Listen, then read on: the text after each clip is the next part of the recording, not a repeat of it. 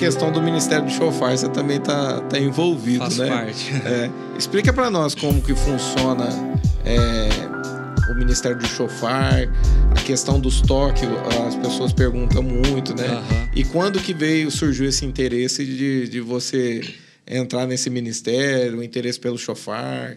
Fala um pouco sobre isso pra gente. O Ministério do Chofar, eu lembro que em 2001, fazia praticamente ali 1 ano que meu pai tinha falecido, tava uma onda muito forte daquela unção Rio do Leão, que era o Mike Shea, lá, o Davi Silva. Uhum. E o Mike Shea, ele toca chofar, né?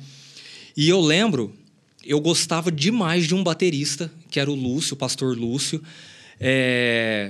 Ele era uma referência para mim, ele assim, ele toca até hoje demais. Hoje ele é pastor de igreja, né? E eu lembro que eles foram ministrar para músico.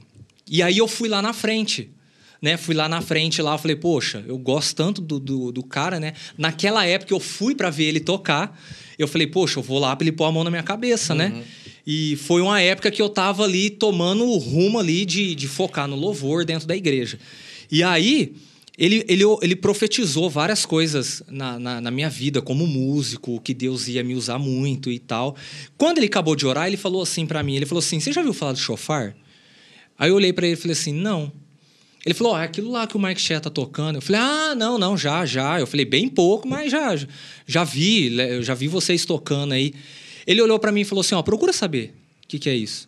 Ele não foi uma profecia. Uhum. Ele simplesmente falou, ele falou assim, você é um baterista, sabe? Ele falou, procura saber. Ele não falou que é tipo, você é um baterista, mas ele olhou para mim e falou assim, procura saber mais o que é o chofar. E ele saiu, foi orar para outra pessoa, eu fiquei com aquilo na cabeça. Por que ele falou isso? Por que ele falou? Ele falou, poxa, chofar, né? Que é isso, né? Esse negócio. Tinha visão de berrante, que não tem nada a ver com berrante, né? E aí passou todos esses anos e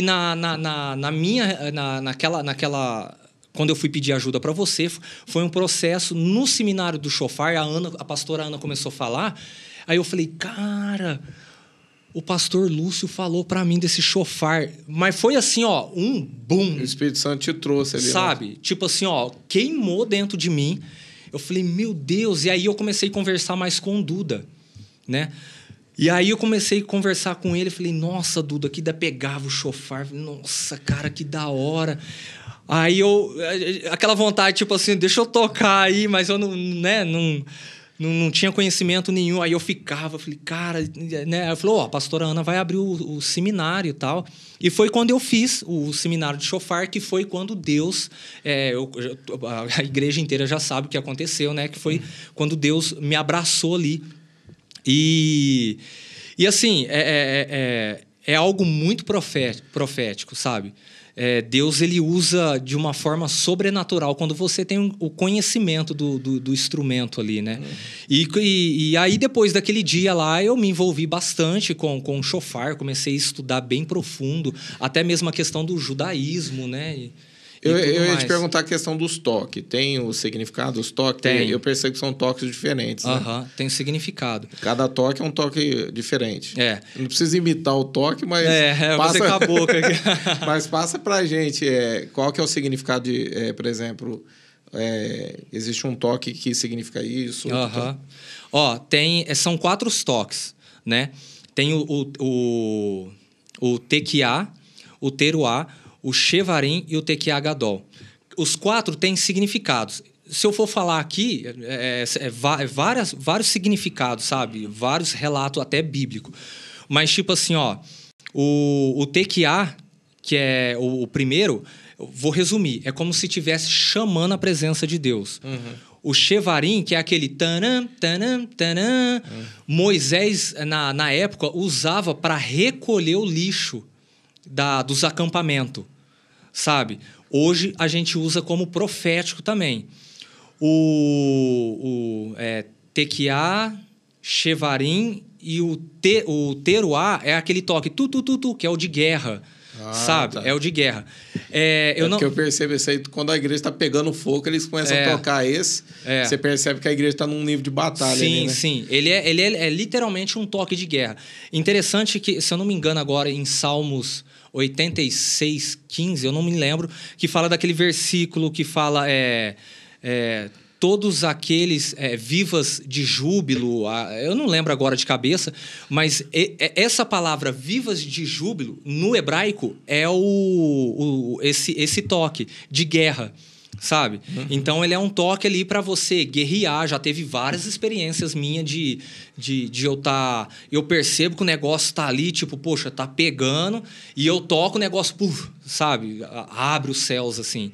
E o Tekiá Gadol, que é o último, que é o grande toque que a gente fala, que é o toque que anunciará a volta de Jesus. Ah, que massa. Você entendeu? Que é aquele que é o toque longo, pará, e segura. Né? É o grande... muitos falam que é o toque que o próprio Deus tocará para anunciar a voz de Jesus. Nem tanto que Apocalipse fala, né? A última trombeta tocará. É esse toque, o Tekiá Gadol, que a gente vai praticamente assim ouvir na vinda de Jesus, né? Tem a questão também, tem o chofar grande e o pequeno, né? Qual que é a diferença deles aí? O pequeno é de carneiro, né? É o de carneiro. Tem um de antílope, que é aquele que lembra o berrante, mas não tem nada a ver. O berrante ele tem emendas. O chofar de antílope, ele é um chifre só, ele não tem emenda, né? Esse animal, ele chama kudu, esse animal. Na Bíblia, não é relatado esse chofar de antílope, só o de carneiro. Mas por que a gente usa hoje? Na época de 1800 e alguma coisa, eu não vou lembrar de cabeça agora, os judeus da África, o carneiro estava em extinção. Não tinha carneiro para eles sacrificar, fazer, né, aqueles rituais judaicos para tocar o chofar de carneiro. Porém, esse animal, o kudu, ele é o animal próximo do carneiro.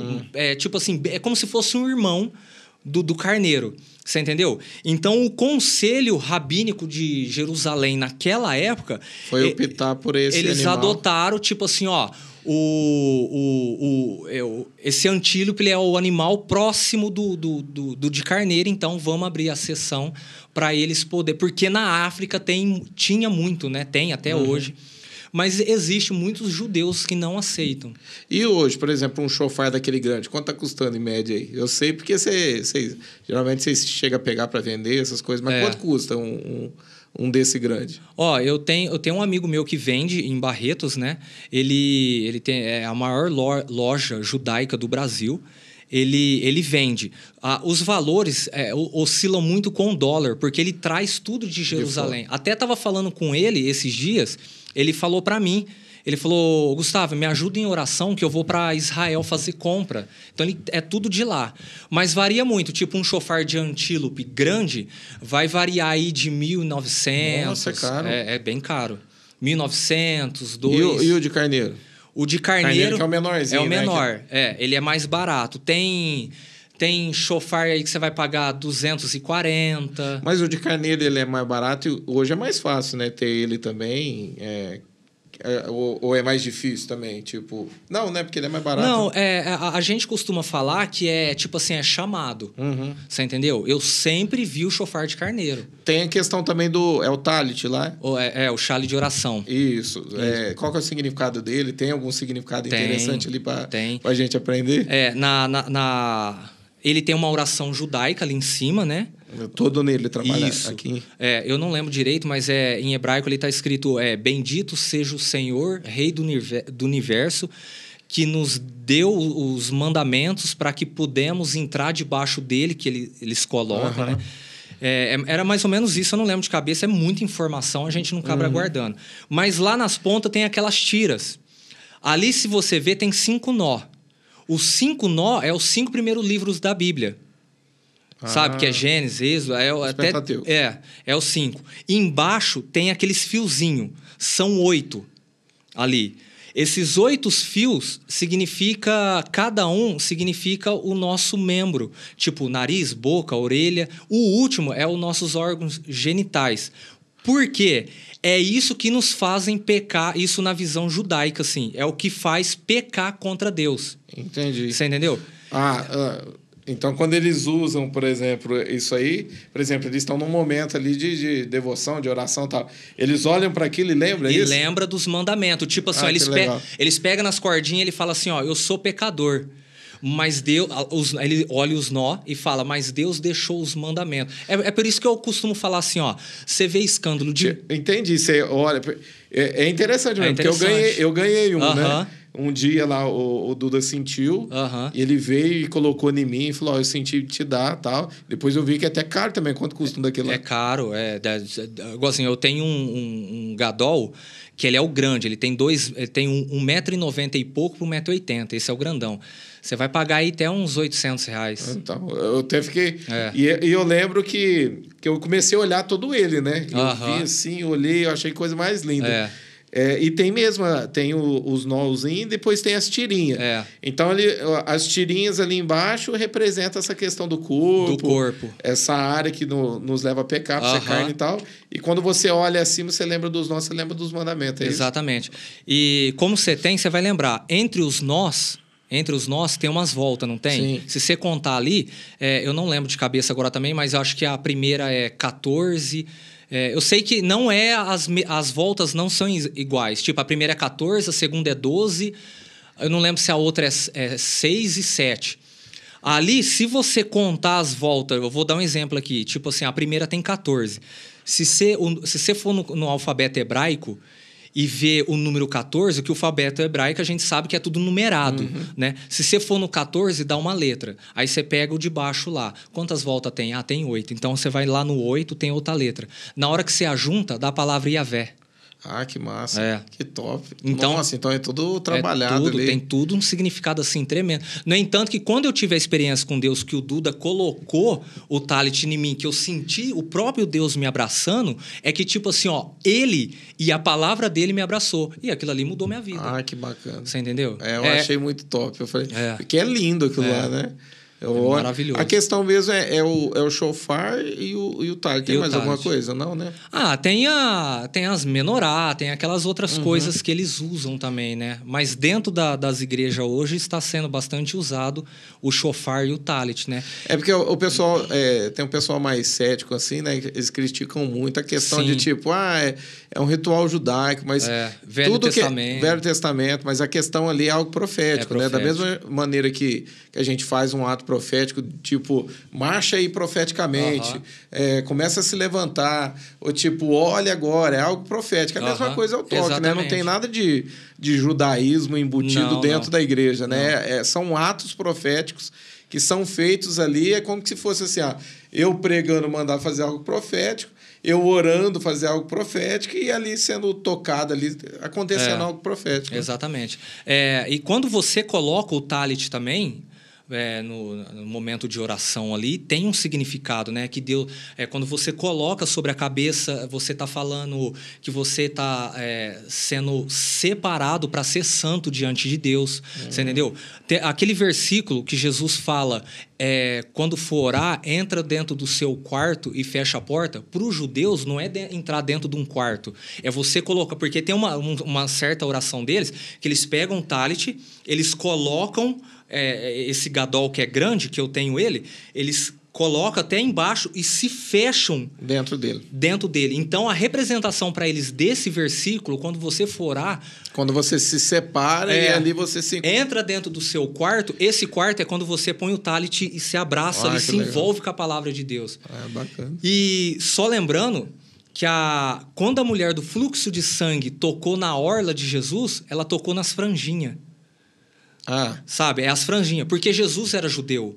Ele cumpriu os mandamentos. Assim, tem gente que pergunta para mim, Jesus tocou shofar? Falei, gente, isso daí é só quando chegar no céu mesmo. Não tem como afirmar. Não tem nada na palavra. Mas a gente sabe, Jesus, ele cumpriu os mandamentos. Né? Então, ele tinha o chale de oração dele. Ele tinha o talit dele. Quando a mulher foi tocar, ela olhou, ela viu. Tipo, ali... Ali tá os mandamentos dele. Ali tá as voltinhas. Ali tá a palavra de Deus. Embaixo é meu pecado. Poxa, se eu tocar ali, eu serei tocado. Profundo, hein?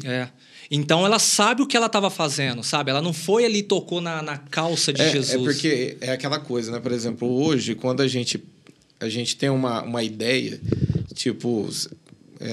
você fala para uma pessoa, tipo, você já leu a Bíblia? Já leu, tipo, uma vez. A pessoa, nossa, você já leu toda a Bíblia? Né?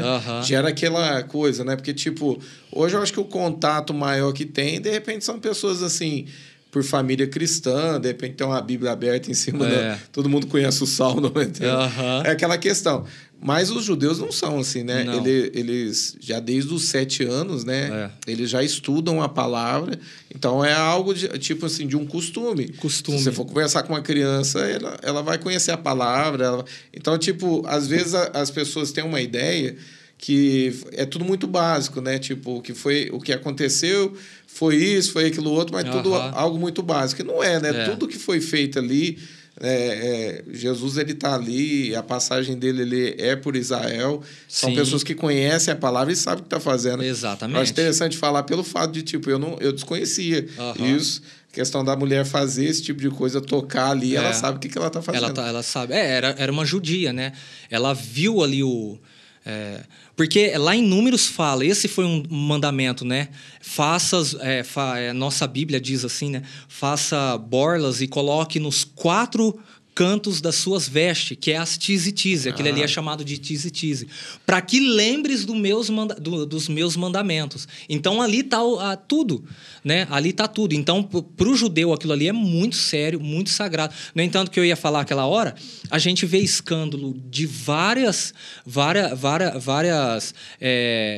pessoas, de várias denominações, mas você não vê... É raro você ver um judeu assim, poxa, um judeu lá, um escândalo com criança, você não vê. Porque eles olham e falam, eu sou pecador. Mas na hora que eles batem o olho ali, cara, acabou, você entendeu?